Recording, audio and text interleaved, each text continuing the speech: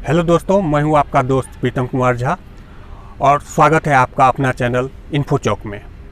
आज हम डिस्कस करने जा रहे हैं, जो वीडियो बनने जा रही है वो है क्रेडिट कार्ड और सिबिल स्कोर के बारे में। आज हम पॉइंट बाय पॉइंट ये जानेंगे कि क्रेडिट कार्ड क्या होता है, ये कैसे बनता है, इसके फ़ायदे और नुकसान क्या हैं और सिबिल स्कोर क्या है। तो आप इस वीडियो को बिल्कुल मत मिस करना और शुरू से लेकर एंड तक ज़रूर देखना।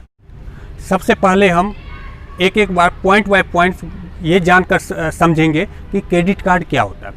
क्रेडिट कार्ड 16 डिजिट का एक कार्ड होता है। जैसे आपने सुना होगा कि डेबिट कार्ड होता है, वैसे ही क्रेडिट कार्ड होता है। डेबिट कार्ड में क्या होता है कि आपको जो है पहले से ही बैंक अकाउंट इशू करता है, आपके अकाउंट में खाते में उतने पैसे होते हैं, उसके बिहाफ पे वो डेबिट कार्ड इशू करता है। लेकिन क्रेडिट कार्ड ये होता है कि बैंक आपको तब इशू करता है जब आपकी क्रेडिट हिस्ट्री जो है, आपका जो क्रेडिट मार्केट में जो क्रेडिट है उसके बिहाफ पे बैंक आपको क्रेडिट कार्ड इशू करती है।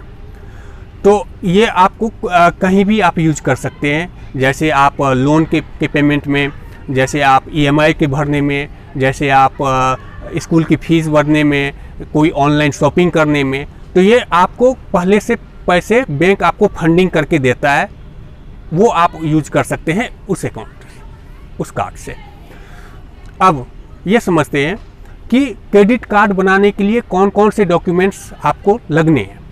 क्रेडिट कार्ड बनाने के लिए आपको जो सबसे पहले डॉक्यूमेंट्स चाहिए वो है आधार कार्ड, दूसरा पैन कार्ड, तीसरा बैंक स्टेटमेंट की कॉपी जो 6 महीने की अप्रॉक्सीमेटली होती है, 6 महीने की मांगी जाती है, चौथा जो आपका ITR रिटर्न फाइल होता है वो, और पांचवा ओवरऑल आपका जो बैंक में जो KYC अपडेट रहता है वो भी देखा जाता है। तो ये चीज़ें आप देखकर क्रेडिट कार्ड अप्लाई कर सकते हैं। क्रेडिट कार्ड आप कहाँ अप्लाई कर सकते हैं? क्रेडिट कार्ड आप बैंक में अप्लाई कर सकते हैं। ये दो तरीके से हो सकता है, एक ऑफलाइन, एक ऑनलाइन। जो ऑफलाइन होता है वो आप अपने बैंक में जाएंगे, आपका वहाँ अकाउंट ऑलरेडी खुला हुआ रहेगा, वो आप अपने जो है क्रेडिट मैनेजर से रिक्वेस्ट करेंगे कि आपको क्रेडिट कार्ड चाहिए।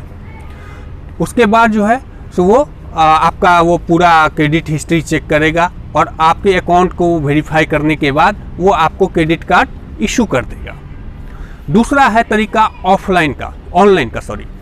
ऑनलाइन में जो है आप जैसे आजकल क्या है, बैंक बाज़ार, पैसा बाज़ार, ये सब एक एजेंसी होती है, ये अपने बैंक से कॉन्ट्रैक्ट कर लेते हैं कि हम आपका क्रेडिट कार्ड बेचेंगे, बदले में उनको कुछ कमीशन मिलती है। तो वो बैंक के बिहाफ पे आपको अप्रोच करते हैं कि आप क्रेडिट कार्ड बनवाएं।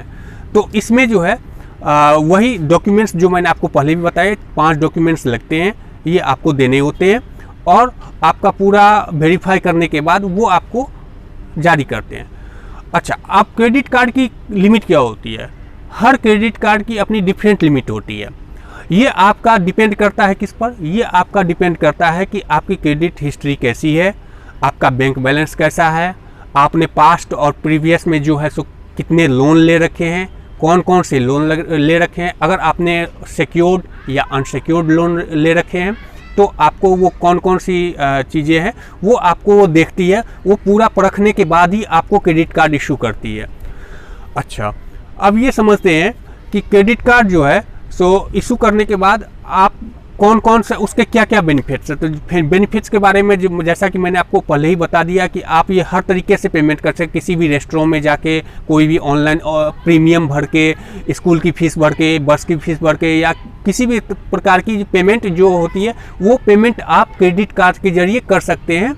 इसकी एक टाइम लिमिटेशन होती है कि अगर आप उन्होंने 1 महीने की अवधि देते हैं और उसके बाद एक बिल जनरेट होता है जो कि अगले 20 दिन में, मतलब टोटल आपको 50 दिन के भीतर वो पेमेंट रिपेमेंट करनी पड़ती है। मतलब आपको बैंक 50 दिन का एक क्रेडिट देता है, उसके हिसाब से आपको बैंक पे उसको क्रेडिट कार्ड की पेमेंट करनी पड़ती है 50 दिनों के भीतर में।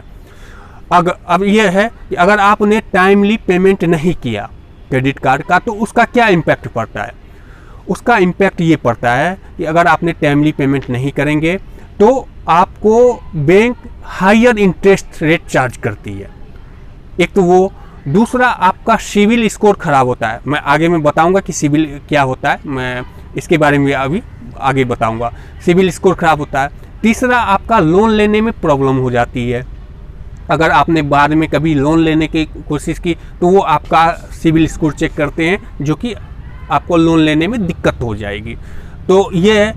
और दूसरा इसका जो है so higher rate of interest जो होता है, उस वजह से जो है सो आप उसको चुकाने में थोड़ा सा असमर्थता जाहिर कर सकते हैं। तो ये चीज़ें हैं कि क्रेडिट कार्ड को आप इसको लाइटली न लें, आप इसको टाइमली पेमेंट करते रहें, जिससे कि आपका जो है क्रेडिट इंफॉर्मेशन रिपोर्ट जो है, जो बैंक जनरेट करती है और सिविल को भेजती है, वो रिपोर्ट आपको अच्छी रहे और जो है सो आपका मार्केट में गुडविल बना रहे। तो आज आपने जाना कि जो है सो क्रेडिट कार्ड कैसे अप्लाई करते हैं, उसके क्या इम्पैक्ट हैं, आपको क्रेडिट कार्ड का पेमेंट अगर टाइमली नहीं करते हैं तो आपके क्या दिक्कतें आ सकती है ये।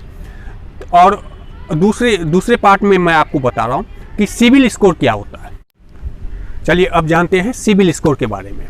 सिविल स्कोर क्या होता है? सिविल स्कोर होता है आपके द्वारा किया गया वित्तीय लेन देन, जो फाइनेंशियल ट्रांजैक्शन करते हैं, वो एक सिविल एक एजेंसी है, वो उसको ट्रैक करती है। हर बैंक सिविल को अपना हर महीने एक रिपोर्ट भेजती है हर पर्टिकुलर कस्टमर के बारे में कि ये इन्होंने पूरे महीने कितने ट्रांजैक्शन किए हैं, इसके कितने लोन हैं, कितने अनसिक्योर्ड लोन हैं, जो भी उनके पास डाटा अवेलेबल होता है वो सिविल को भेजते हैं और वो उस बेसिस पे आपकी रेटिंग तय करते हैं कि आपकी मार्केट वैल्यू क्या है और आपको लोन मिलेगा या नहीं मिलेगा। तो ये है सिविल।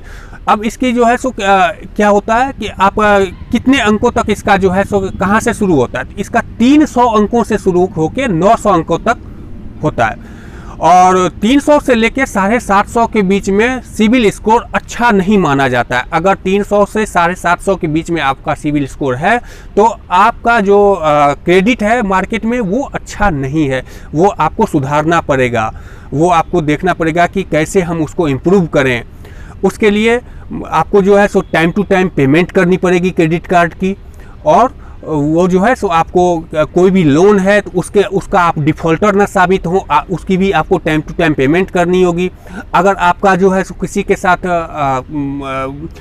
चल रहा है, कोई डिस्प्यूट चल रहा है, तो उसको रिजॉल्व करना होगा, जिसकी वजह से आपका जो है सिविल स्कोर इम्प्रूव होता जाएगा। अगर आपका सिविल स्कोर 750 से 900 के बीच में है तो ये एक अच्छा स्कोर माना जाता है और आपको लोन या अदर टाइप की जितनी भी आपकी फाइनेंशियल रिक्वायरमेंट होती है वो आपको आसानी से मिलती है। बैंक वाले 90% इसी बेस को मानकर लोन या अदर फाइनेंशियल असिस्टेंस उपलब्ध आपको करवाते हैं।